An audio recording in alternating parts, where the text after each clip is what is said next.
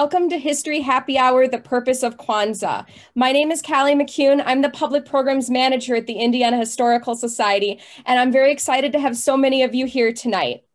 We're happy to be partnering with the Center for Black Literature and Culture at the Indianapolis Public Library to make this program possible. And they have a number of partners we'll hear about in a few minutes that make this Kwanzaa celebration come to life. So we really appreciate and thank you all for helping to make this happen for our community. This happy hour is also brought to you with support from Lake City Bank, which is offering online banking, mobile banking, and go to the branch in-person banking. You can find out all that at lakecitybank.com. At the Indiana Historical Society, we are Indiana's storyteller connecting people to the past. We do this by collecting millions upon millions of pieces of paper that tell Indiana's unique stories. Things like books, paintings, letters, photographs, diaries, maps, photos like this Kwanzaa celebration from 1983. Reverend Brown. Yeah, it's really great. And then we try to find exciting and unexpected ways to share that, whether that is through exhibitions or publications or events like this. It's through these pieces that we tell the diverse and unconventional and sometimes even saucy stories of Indiana, and that we hope to inspire a future grounded in our state's uniting values and principles. When I dig into our collections, there are a few traditions that come back time and time again. There are things like family gatherings and holiday celebrations, honoring our ancestors, and even heirloom recipes. And these unique times when we're not able to gather in person as we normally would, we find new and different ways to talk about these traditions and keep them going. So tonight on Nia, or the fifth night of Kwanzaa, we're going to talk about the purpose of this celebration and why we gather together virtually or in person to celebrate it, and how you might be able to maybe pick up some of these threads to integrate in your own traditions with your family. But before I introduce Susan, our moderator, I have just a couple pieces of logistics. For tonight's event, Susan, Sibeko, Mashariki, and Nichelle will chat for about 30 minutes, and then we'll open it up to your questions. Actually, if I'm being real, we'll take your questions at any time tonight as we go along. You can drop those into the Q&A section or into the chat. I'll keep an eye on them and send them to Susan, and she does a great job of introducing those as we go along. So please let us know what you think or if you have any questions. You are all muted tonight, but again, we do want to hear your thoughts. You can put comments in the chat box as we go, and keep an eye on there because I'll be dropping links and URLs to different resources and sites to help you learn more about Kwanzaa or the great organizations that are bringing it to Indianapolis. Don't worry if you miss one. We'll be delivering them to you in your inbox tomorrow morning in a thank you email. And last but not least, this program is being recorded. You can catch the replay on our website, indianahistory.org, in the upcoming weeks. If you enjoy this program, we hope you'll consider coming back for more. We have more History Happy Hours coming to you in the new year. On January 14th, join us to learn more about Martin Luther King Jr. in Indiana. And then on February 18th, we're going to be looking at Black literature. You can sign up for those and much more at indianahistory.org. To bring it to an internet-connected device near you. So without further ado, I'm going to toss this over to Susan Hall Dotson, who is the coordinator of African American collections at the Indiana Historical Society, to get us started. Hey, Susan. Good evening. Good evening. And for everybody out there, Habari Gani. Nia. There you go. We'll get to more of that for those who don't know what that meant, but I'd like to welcome you all to the Indiana Historical Society's Happy Hour. And tonight, as Callie has already so eloquently mentioned and said and introduced to you, we are celebrating Kwanzaa. We're here to talk about the purpose of Kwanzaa. And it's just apropos that tonight is the day of Nia, which is about what? Purpose. But before we get all the way into it, I'd like to introduce our guests. And all of our guests tonight are members of the Indianapolis Kwanzaa Committee. And we shall start with the most beautiful and a most revered member of the group, which is Mashariki Jywanza, fondly known as Queen Mother. She is retired from administration at IPS And she's going to tell us a little bit more about her Queen Mother name and distinction as we go forward. To keep it in the family, we also have her son, Sibeko Jywanza, who he in and of himself is accomplished. You can go visit him at Flanner House and Cleo's Bodega, and he's involved in so many different aspects of the community, the Urban League and elsewhere. So many of you may already be familiar with him. And last, but certainly not least, my soror and friend and sister in the struggle, Nichelle Hayes, who is the director of the Center for Black Literature and Culture at the Indianapolis Public Library at the Central Library location. And she and I spend lots of time talking about how we can promote and disseminate things about our Black culture, Black heritage, Black literature, and Black arts. So thus, she has another purpose today of joining us. So welcome, welcome, and again, Habari Gani. Thank you. Yeah. So this has been going on for quite some time. Most people, we have Christmas season, and then we got New Year's season, but nestled in between is Kwanzaa. Starts on the 26th, it ends on January 1st. And it's celebrated the country over. And for some, it's still new, but ironically, it's not new at all. So of the committee members, who would like to speak to the formation of Kwanzaa in America? I think Queen Mother should. Okay. Habari Gani. And I am so glad to be here. The picture that you had showed earlier with Reverend Tommy Brown and Sister Taliba at the Fall Creek Y. I don't know what year that was. I believe I was there. 1983. Okay. 83. And Sister Taliba is now an ancestor, but it brought back some fond memories. But Kwanzaa started in 1966. And it was started by the US organization under the leadership of Maulana Karenga. And it started a year after the Watts riots. If anybody knows about the 60s or remember about the 60s, it was a lot of turmoil going on.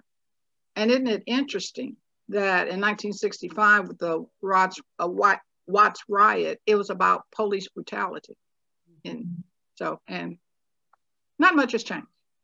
So the US organization felt that what African-American people needed was to understand their culture and to celebrate their culture. And so, of course, they looked to the continent of Africa. They looked at the harvest festivals. They looked at various traditions there, and they intertwined it to form, the principles of Kwanzaa as well as the symbols of Kwanzaa. And it just grew from there. There was at first small groups. The last I heard, there's well over 13 million people throughout the world that celebrates Kwanzaa, because we all understand migration. It started here for African Americans, but we move all over the place. People move to London. They celebrate Kwanzaa in London. They celebrate Kwanzaa in Ghana and other places. And so that's a little bit how it came about, again, to give us a sense of pride, because we didn't even have a holiday that we celebrated that was non-heroic. We celebrated other people's holidays. And sometimes you hear people say, well, this is so new. Every holiday started somewhere. So Kwanzaa started in 1966. And we will continue that. I'm proud of the fact that my son and my children celebrate Kwanzaa. My grandchildren celebrate Kwanzaa. I look forward to them becoming adults and continuing this great tradition. We already have a question right now, straight out of the chat. What does US stand for in the US organization? United Slaves. There you go. Yeah, it was a group out in California. Many of them were students. Maulana Karenga was a professor. And their whole thing was about establishing African culture as an understanding of where we came from and who we are. And they created actually a system called Kawaida that Kwanzaa comes out of. And you can go to the library and look it up. There you go. And you can come see pictures at IHS. It's interesting that you bring up the fact that there were no other holidays. And Juneteenth being a holiday, Emancipation Day, it was not widely and still not widely celebrated across this country.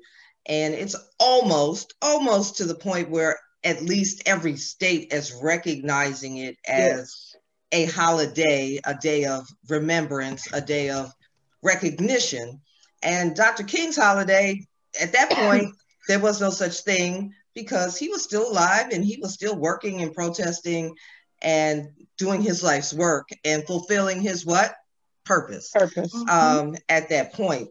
So that is, now in New York City during this era, we were celebrating Black Solidarity Day. Something that I don't know that it crept further out of, say, maybe the tri-state area at that time, but it's not something that stuck and that continues. And it was in like around November 6-ish or something. So the fact that it is there, it's not religious, and I'd love for both of you to speak to that it's not a religious holiday. It doesn't have a deification, if you will, or some other what we're accustomed to in this country, a Judeo-Christian root or background. Can you speak a little bit more about the fact that it's not connected to a religious beliefs or order? Well, I think the organization US kind of defines a little bit more about that. It was a unifying effort to get all the people who were united under the umbrella of having people who were enslaved in their ancestry. And that also means people of different religions. And so instead of limiting it by making it a religious holiday, opening it up and expanding it and having the umbrella of people of African descent being the real focus for that, the real purpose of Kwanzaa. And so it eliminates some of those barriers when it comes to what divides us here in this country. So eliminating that religious barrier helps to expose exactly what's going on. Also, it's just a good time to really understand what the holiday is all about, which is focusing on community. And if there was a religion of community, that's exactly what, it definitely would correlate to. And so when we're used to having holiday celebrations that are more religious in particular times to coincide with the end of the year, this celebration is more about community and making sure that we reflect on the things that we've done throughout the year and what we need to improve on for the next year. Remember, this came out of a time of a riot because of social injustice. And this whole holiday is all about repairing and making sure that our communities are stronger. True that. And if I can just piggyback on that, I'd like to add that there are people that celebrate Christmas and Kwanzaa, maybe even Hanukkah and Kwanzaa, maybe even their Muslim brothers and sisters, and they also celebrate Kwanzaa. So it's a real way to bring people together and for us not to look at our differences, but to look at our commonalities. And so I, for one, also celebrate Christmas, but also celebrate Kwanzaa. So we want to think of it as something that is culturally based, and it really is for us and by us. You're absolutely right, because many people celebrate Christmas and the very next day celebrate Kwanzaa, and people talk about the genius of the US organization to give us these dates. So we just, yes, for some people it is an extended holiday time period. For others, it's an alternative. There are some people who don't celebrate Christmas, and Kwanzaa is a celebration or a holiday that they then can celebrate. Tell us about the first celebration here in Indianapolis. Well,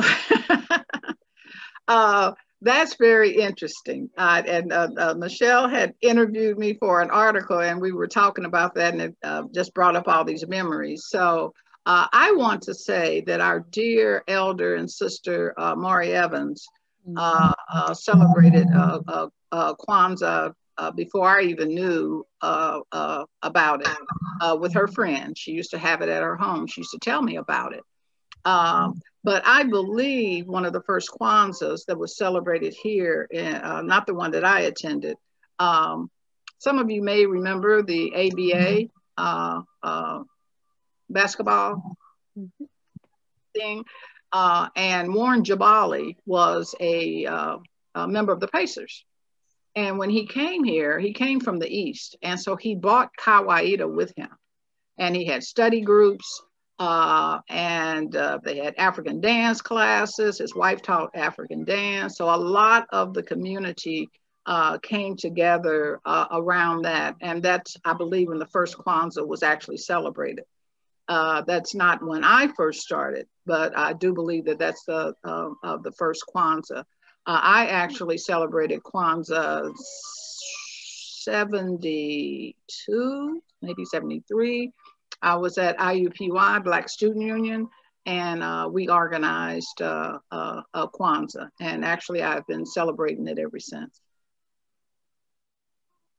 And what about the formation of the Indianapolis Kwanzaa Committee? Kwanzaa Committee. Yeah, that reverb kind of threw me for a second. Yeah, it evolved because, like I said, after the first Kwanzaa, some of us would get together and we'd be in each other's homes.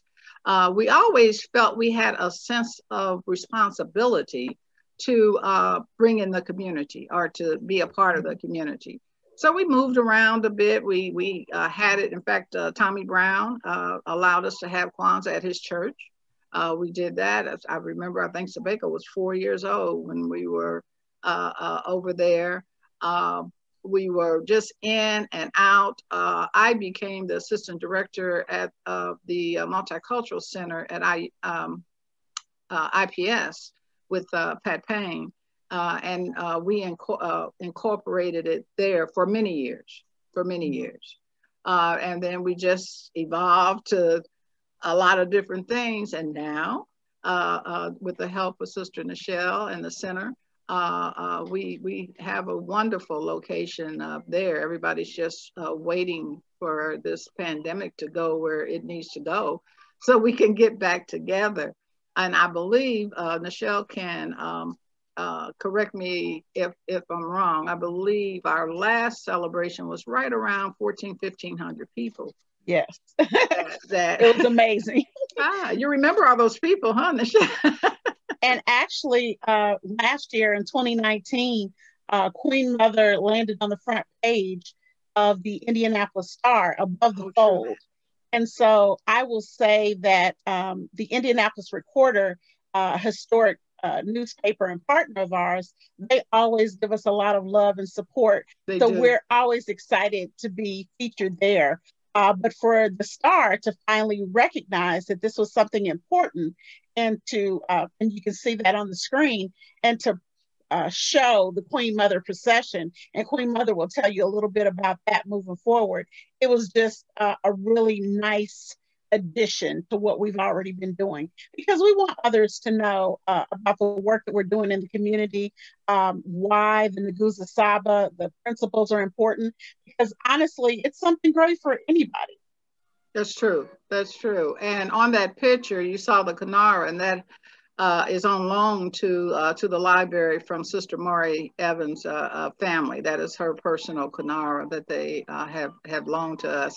And one good thing about being on the front page of the Recorder that year, of the Star, I told everyone, that means there was no major killings, shootings, or stabbings, because it would not have been on the front page. They'd had something else. So we were glad of that. So, and to see the growth, even here in Indianapolis. Before we move forward, I have a suggestion. Why don't we talk about actually what Kwanzaa is, what the principles are, And then we can look at some of the pictures that kind of just sped through to get to the cover of the newspaper. And you guys can chime in anywhere you like. I just need you to know that my favorite one, just when I learned how to finally say it, was Kuji Chakalia. Yeah. But I hand it back to you. Kwanzaa is, the meaning of Kwanzaa is first fruits. Kiswahili is the language that you hear when we're speaking of the terms of Kwanzaa. And the reason why Kiswahili was used is because that was a language that is broadly spoken around the world of people of African descent. And it has its histories in terms of why, but that is the reason why Kiswahili was the term. And Kwanzaa was used to label this holiday because it means first fruits. Harvest celebrations are very popular in African culture. Everyone understands going to a grocery store and being able to buy food, but when you had to grow your own food and that was the only way, whenever that food would grow, there was a party. People would celebrate because you got to eat. And so harvesting became a way of life, and the celebration of that created a lot of celebrations. And so Kwanzaa came from there. Typically it's spelled with one A instead of two A's at the end, but I believe they added an A to symbolize this, the number 7, which it's 7 days, 7 principles, 7 symbols. So 7 letters in Kwanzaa to kind of spread it out there. And so that was created for that time. And so that's the essence of what Kwanzaa comes from in terms of a harvest, planting a seed and being able to reveal that fruit from that seed. So because in ancient times, it might have been an actual seed of some food, we can now talk about your planning, your resolutions, things that you plant the seeds for and bring about. And it coincides with 7 different principles that are identified by 7 different days.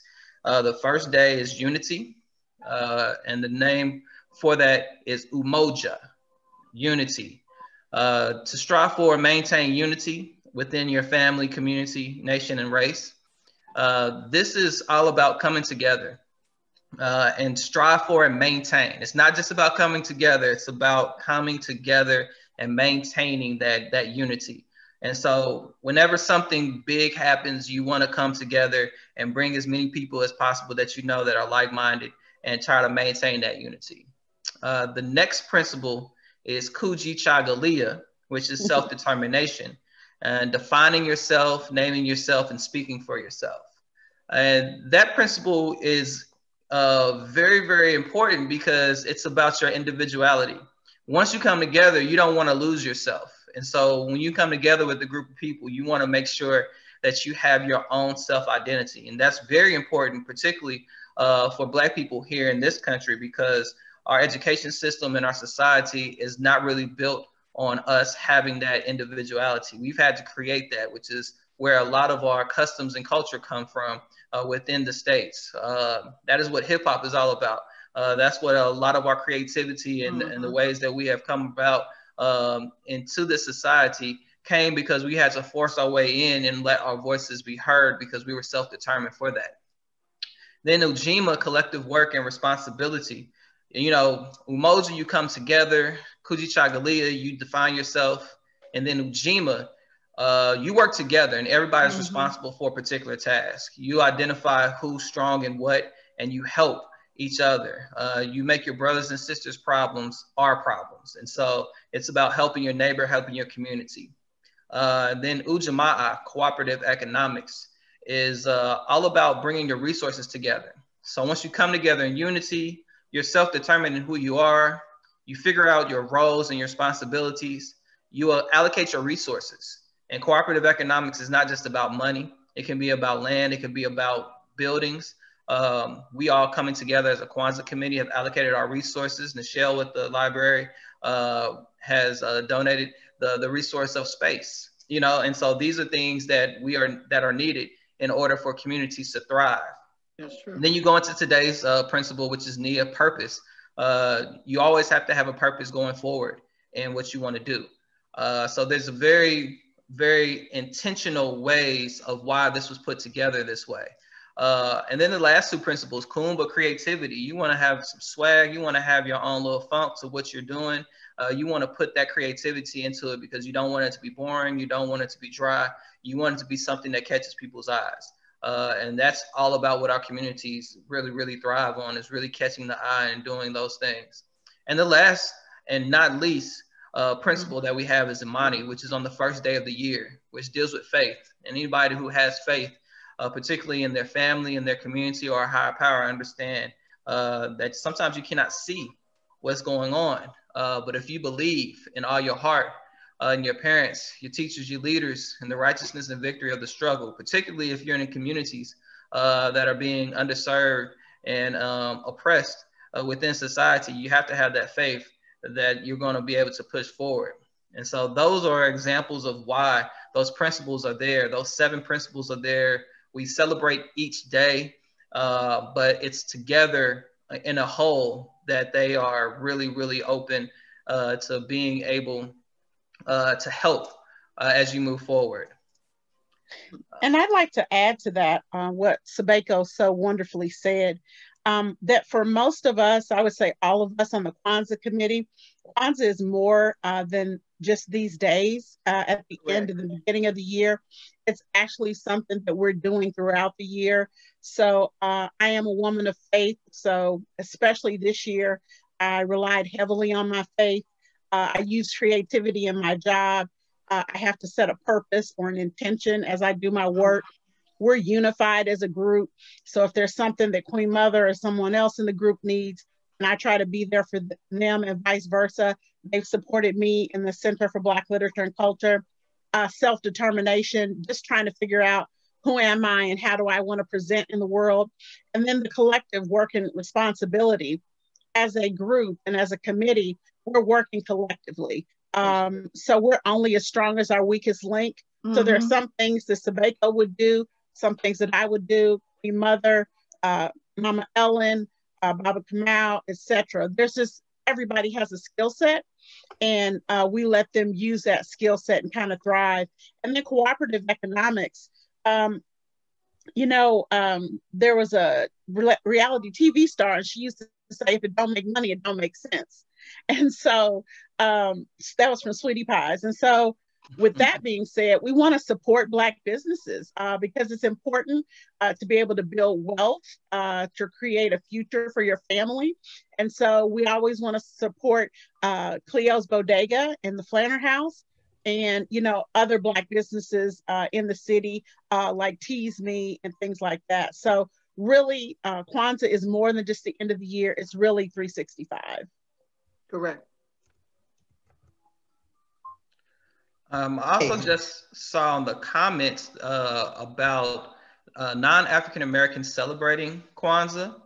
So Kwanzaa is a focused holiday. It's focused on African culture, and it's for African Americans to connect back to their roots. It has now expanded to people of African descent throughout the world. But it is open, not just as we were talking about religiously, but to all people, as long as you come wanting to connect with the spirit. Within the comments, she mentioned, the person, mentioned that there was somebody who wasn't admitted to a celebration who was trying to bring their African-American adopted child. And, you know, that's about reading the room. Here in Indianapolis, I believe that our celebrations are very open to anyone coming in wanting to contribute to the positive nature and learning. You won't be rejected. Only time you get put out is if you deserve it. But you would also, I believe, would want to, you know, if there's a public showing of Kwanzaa, I'm pretty sure it's open to the public. And if someone wants it to be private, they should put that out there and let it be known. If anyone has any worries, you might want to inquire if there's any contact information about whether or not that's there. But Kwanzaa is meant to be open to everyone who is willing to be able to come and participate. The focus is African-American, the focus is African-centered. And so as long as you're okay with that focus, you're more than welcome to come to anything here in Indianapolis. that the Indianapolis Kwanzaa Committee puts on. But yeah, I would definitely read the room, understand where you're going, because a lot of people are very close-knit when it comes to what this is all about. This is about reclaiming a lot of things that was lost to us here in this country. And it's also about positioning ourselves in safe spaces. And if anybody understands about safe spaces, there's a lot of conversation about that, particularly within our community. And so there's some understanding on why people would want this to be solely an African-American or a Black experience, because they want it to be a safe space. That's a whole nother conversation that needs to be had about that, but that's probably where that is coming from. If anyone has experienced any discrimination about going to an event such as Kwanzaa and not being admitted in because of their race. And it's a very honest conversation that could be definitely expounded upon. But here in Indianapolis, with the Indianapolis Kwanzaa Committee, the celebrations that we have open to the public are definitely open to all. Anyone who's willing to come in and contribute to the positive nature of what we have going on, we welcome that energy and come on in and handle that business right there. And I just want to add to that anyone that comes into the space, we want them to be appropriate. And we don't mind if you respect our culture, but you cannot appropriate our culture. So you have to know what you should and should not do in that space. And, you know, it might be that somebody needs to make an introduction on a personal level, perhaps, you know, before they go to a big event. And you said it was out there in Oakland. We don't have any direct knowledge of that, but, you know, there's just a way to kind of start those conversations. But yeah, this is a learning opportunity. Since we're on that part of, we talked about feelings, history, interpretation, spirit, language. Let's talk a little bit about some of the more practical celebration tools. And the slide that was up for a second did show some of the tools, if you will. Just like with Christmas, there's a tree and there's ornaments. And as Callie said in her introduction, for Hanukkah, there's a menorah. Please tell us more about Kwanzaa celebration tools. You want me to do that? Yes, Queen Mother. Where there was another slide that showed all of the symbols. Yeah, go back to one of the first slides there. So that first slide is showing the Kwanzaa Set Up that was in the Center for Black Literature and Culture. Yeah. Okay. And that's a little more robust. Yeah. Kwanzaa has 7 symbols. And as you have heard, the number 7 is very important. And the very first symbol is the mkeka, which is the mat. And that's what everything rests on. And the mat is so important because that's the foundation. And as we all know, every building, anything has to have a foundation to survive. Then we have the kanara, which is the candle holder. And I believe in terms of searching the African culture, the Kanara actually came from Zulu culture. And with the Kanara, we have the Masumba Saba, which are the 7 candles. Each candle represents one of the principles that Sibeko has already shared with us. Then we have the Vimbunzi, which is the corn, which represents children. And what is so very unique about corn representing children, because we want our legacy to go on and on. If you plant one kernel of corn, a whole stalk will grow. And it was very ingenious for them to choose that. Then we have the mazalo, which is the basket of fruit. And Sibeko explained about the harvest festivals. And the whole concept of that comes from the harvest festivals and the various festivals on the continent, understanding that we are no longer farmers. We go to the store and we buy fruit. But this is representative of the fruit of our labor. And then we have the Kikambi Cha Umoja, which is the unity cup. Normally, with this cup, we pour libations before we start our ceremonies, and libations is just a way to honor our ancestors, those who have gone on before us, and those whose shoulders we all stand and are able to do what we do. And then we have zawadi, and zawadi are gifts. We do give gifts on the very last day.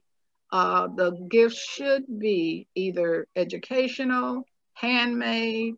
Sometimes we do breads to give to friends, cookies to give to friends, give the children educational books and toys.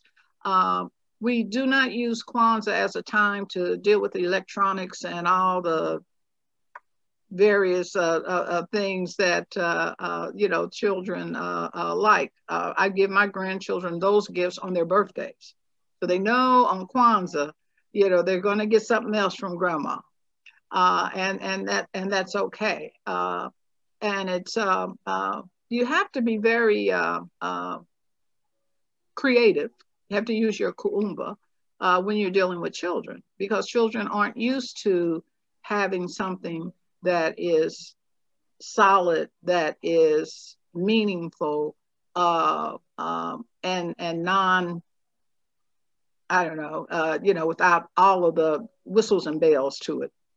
But the children adjust very well. My children, I think, have come out okay, and they have celebrated Kwanzaa all of their lives. As a parent, I used to try to make it as creative as I could. Finding decorations. Sometimes we would make decorations. So those are the 7 symbols of Kwanzaa. Kwanzaa is not an overly commercial holiday, but it has been encroached upon in good and bad ways, just like everything else in, I guess, in societies around the country. But Cynthia St. James, for example, a very gifted artist, was commissioned by the United States Postal Service to do one of the first Kwanzaa postage stamps. And there have been subsequent ones since then, as well as I got my first, and because of the delay in mail, maybe not my only, but my first Kwanzaa card from Nichelle today. And yeah, it was really cool to in addition to Christmas cards and New Year's cards, to people going back to, some people never have ever stopped, but the mail tried to stop sending us our stuff. So I got it today on the first day.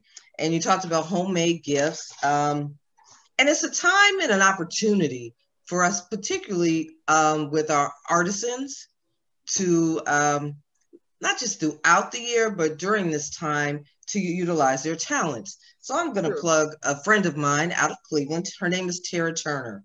And it's hard to see them. She created these, and they're made with paper. And there's a series of them. And I have 2 of them hanging in my window. And here goes a man. Oh, wow. And they're dancing. And she signed each one and numbered them in the back, as a good artist should and does. And I can have these hanging in my office. I've got all kind of random decorations in my office. So it's another way to explore our bakers, our culinary artists, our visual artists, our literary artists, and to buy and support and to then create, buy, and share during Christmas as well as Kwanzaa season. So that was my Kwanzaa gift to me, by supporting her work as well. So I say that. Let's go back to some of the photographs that were in the PowerPoint that show what happened last year. And a bigger celebration. And Nichelle and Sibeko and Mashariki, please tell us a little bit about what that big, because now we're talking about something, again, very public, not necessarily commercial, but very public and not a private family endeavor. You want us to wait on the pictures? No, you can just start talking about it. Okay. I think with anything, particularly in this country, which is very capitalistic, you have to be careful about what you do in a very public sense, but also realistic. Once popularity brings up something, it's gonna hit. There's been commercials, it's been in sitcoms, it's been in movies, and a lot of times people still don't know about Kwanzaa, even though they've heard about it, because you will say the name Kwanzaa, but what you won't have is a lot of explanation about what Kwanzaa is all about and why Kwanzaa is there. And so that is the drawback from that. You know, there's a lot of people, particularly who celebrate Christmas and only understand about Christmas trees and Santa Claus. And there's a whole, you know, motion about trying to understand the reason for the season. Same thing with Hanukkah, which sometimes Kwanzaa gets confused for Hanukkah. You know, people wish me a happy Hanukkah sometimes, knowing that I celebrate Kwanzaa, and feel like they're being sincere, and will say Hanukkah because of the menorah versus the Kinara, which may have some connections. If we look at some histories, we're still studying that right there. So anyway, you're looking at certain things that go into popularity, and you lose some of the messaging with that. But with it, you gain people who want to do their own research, who seek out things, because of virtually all Kwanzaa celebrations, I believe, might be virtual unless they're, you know, with intimate family members this year. So you have a larger range of people who are able to experience what this is all about. A lot of the participants tonight are probably learning a lot more than what they probably normally would learn, because they're stuck at home or able to chill out and have time to listen to what we're talking about. So it's a give or take. It's good that a lot more people are learning about Kwanzaa and that it's getting out there, but it's not so good if the message and the meaning of Kwanzaa is lost. Remember, this came after the Watts riots, so that community could build upon each other and strengthen itself. If that message is not put out there, then it's probably not the best thing that people know that there is a holiday called Kwanzaa and that it's a Black thing, versus this is a time for us to recount what we've done throughout the year and what we can do next year to build on the work that we've done to build up communities, which is probably one of the main purposes of why I celebrate it. Regardless of the fact that I was raised with this, and this is like one of my value systems that my parents instilled in me. So it's very close to me in terms of how I was raised and became a man in this society. But if you're not looking at Kwanzaa like that, then you might be losing on the true essence of what makes this a special holiday and why this is very dear to a lot of people's hearts, because of how it can build up communities and making sure that everyone has a clear purpose, which is today, on how to move forward and what to do. Right. I'd like to add to that. Okay. No, go ahead, Queen Mother. Susan, when we have a public celebration and we have 1,400, 1,500 people, you would think it would be kind of commercial, but it really isn't. It's like one big family. And reunion. A family reunion, that's true. Some people I only see once a year at Kwanzaa, and I have already received numerous of Facebooks or whatever saying, oh my goodness, I miss it, I need it. And some people have been posting pictures of past Kwanzaas, and people comment on that. Oh wow, I need that now more than ever. And so Indianapolis, you know, it's just one big family reunion. Now you have to watch the commercialism. I remember one year we had to fight because there was a commercial, I think in Ebony magazine, that Beefeaters goes well with Kwanzaa. They had a beautiful Kwanzaa table set up, and in the Unity Cup, they had Beefeaters. Now, interesting enough, on the continent, when people pour libations, they use spirits, you know, but we took offense to that. And so nationally, people started, you know, telling people, no, you can't do this. This is not what this is about. And so we have to control that commercialism and not buy into it and not accept it.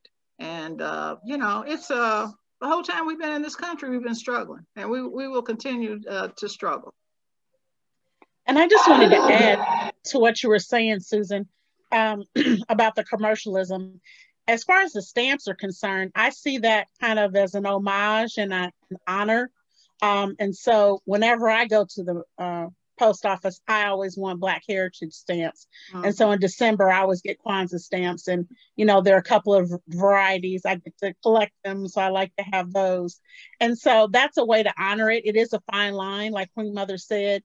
And you want to make sure that it's not tacky and it's not taken away from the celebration. Something I wanted to make sure that I'm sharing for people, because I know a lot of people maybe don't know very much about Kwanzaa or have never heard anything about Kwanzaa until tonight, is that you can do as little or as much as you feel comfortable. Mm-hmm. Don't feel like if you don't have a full spread, mm-hmm. like we showed on that table at the Center for Black Literature and Culture, that you can't do it. Your table could be very simple, which is the one that we showed before, where it just had 2 ears of corn. It had the mat, it had the kanar, the unity cup, and the candles. It was just very simple. It could be a big celebration, or you could just be thinking about the principles on each day and reflecting on those and thinking about, how am I going to manifest this throughout the year? Sibeko grew up celebrating Kwanzaa. I did not. I started Kwanzaa in the 90s when my oldest daughter was young, and I felt like it was something culturally important. And of course, even then I wasn't a librarian, but I was drawn to books. So I just found actually a little book that I got for her when she was little, and I've got her name in there. Oh, and so wow. It's all about how to celebrate Kwanzaa. It's got a crossword puzzle in there, and how to do a mat, and how to be, you know, creative.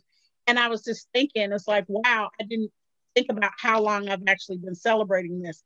And when I came back to Indianapolis and started off with the Indianapolis Kwanzaa Committee, it just took it to a whole new level, because before it was just a small ceremony in my home with my personal family. So you can do with your family a big celebration or everything in between.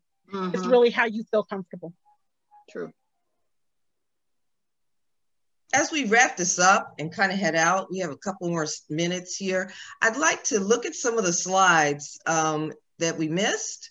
And one of the things right there that I think is very important, aside from having personally near and dear to me and to Nichelle, but the importance of recognizing A, our elders, and B, those who have gone on, the ancestors who have gone on before, as part of Kwanzaa celebrations, particularly this very public demonstration of affection and reverence. So can you tell us a little bit more, Mashariki, Queen Mother, about the induction of elders? Oh, yes. Well, you know, elders are very important to a society and to a people. And on the continent of Africa, you know, elders are held high. You know, there is a something that we do before we start things. We'll ask permission from the elders. And the concept there is that the elders knows what's going on. And if it's not time to start, then they will tell us, no, it's not time to start. Or they will tell us, yes, sure, it's okay. And so we wanted to make sure that we included in the Kwanzaa celebration the honoring of our elders. So each year we induct a series of elders into the Elders Council, so to speak. And unfortunately, many of them now have become ancestors. We just lost Hazel Stewart, who's one of our elders. We also lost Sister Ellen Lane's father, who also was been inducted as one of our elders. So we try to do this so we can show the community, because what you didn't see in terms of the crowd is the number of young people that come out. And so we're trying to instill upon them, you know, to always honor your elders and to look to them for direction and for information. You know, a lot of times people think older people don't have much to offer. You know, you don't know Wi-Fi, you don't know this. That is true, but there's a lot that we do know. And so, you know, I want young people to recognize that and realize that they will really become much better as a person using some of the knowledge from the elders. So there's a question in the chat, Susan, about Lift Every Voice and Sing. And so Lift Every Voice and Sing is the National Black Anthem, and it was written by the Johnson brothers. And so it is something very important to the Black community here in America, especially. And so it is something that could be sung, but it's not officially tied to the Kwanzaa celebration. Correct. And that's a good segue, because there's another question about some of the ceremonies that happen during Kwanzaa. Again, there's not a rule book, step 1, step 2, step 3 on how to celebrate Kwanzaa. There are some particulars. You want to make sure that you're emphasizing African heritage and African American contributions and Black people worldwide. You really want to make sure that you focus on the 7 principles. And it's nice to have those 7 symbols for your Kwanzaa table, although it's not necessary for you to, if you don't have a table set up, you can't celebrate Kwanzaa. It's not that type of rodeo. Here at the Indianapolis Kwanzaa Committee, what we try to do when we have a gathering is first ask elders for permission to begin. We usually have a young person try to ask an elder in the room, is it okay to begin? And we've always said yes, but if we have a no, we're stopping and we're asking the elder what's going on. What do we need to do to begin, or do we need to get up out of here? That has never happened, but I guarantee you if it does, that's what we'll have to do. And then we pour libations. So we acknowledge the elders, have a young person acknowledge the elders, ask if it's okay to begin. Then we acknowledge the ancestors, those who have passed on, because we understand the legacy of those who have passed on is the reason why we're here. And that's what we're here for. And that's why we even are able to present, is because somebody did some type of work before us. And we want to acknowledge those people and make sure that those names are not forgotten.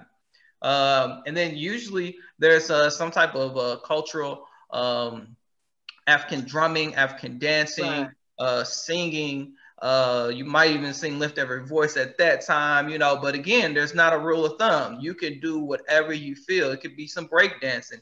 It could be an artist drawing a picture. It could be someone singing right there. You know, it definitely varies in terms of what happens in terms of artistic expression. But asking the elders, pouring libations, and lighting the candle for that night are 3 of the things that coincide within what we traditionally do. And then at the end, we do what's called Harambes. Harambes means pull together. And it's in unison. Everyone stands up and they put their hands up, and you take your 5 fingers and you put them and ball them together in a fist, and you pull your fist down and say Harambe 7 times. And on the 7th time, you hold it. And that's something that I grew up with traditionally doing as a ceremony for Kwanzaa each night. And that's something that if you go to New York, you go to California and Oakland or someplace in Chicago, you might see some things done a lot differently. You'll probably see some of those things that I mentioned as a part of it, but the way people do it will be very different. But that's some of the crux of what happens within a candle lighting ceremony or tradition of Kwanzaa. And it's all about connecting back to your roots, asking the elders for permission to begin, pouring libations, remembering the day in terms of why we're here, and pulling together, saying Harambe, and holding on with your community. You can trace a lot of these customs back to African society and African tradition. And that's mainly what Kwanzaa was all about, was trying to connect us to those things that was lost, to those things that are not taught to us in school, to those things that can give us pride as African people, particularly us here in America, who a lot of times that is not in our face. We have to fight for it, and we have to push, and we have to find it, or we have to create it ourselves, which is what Kwanzaa is all about. We create it this space for ourselves in order to teach our community what exactly this is all about. So if you want to talk about traditions and customs of the ceremony, that's a little bit in terms of why it's there. There's a lot more research that can go into that in terms of the why and where that really came from and how old it is. But that's some of the things that I grew up with and what we do here with the Indianapolis Kwanzaa Committee. And I just also wanted to add that with the candles, they're red, black, and green. And so the black candle is in the center and the green candles are on the right and the red candles are on the left. And so there's a certain way that you should light the candles. And the last day, January 1st, that's normally the day of the feast. And that's when you come together with certain things.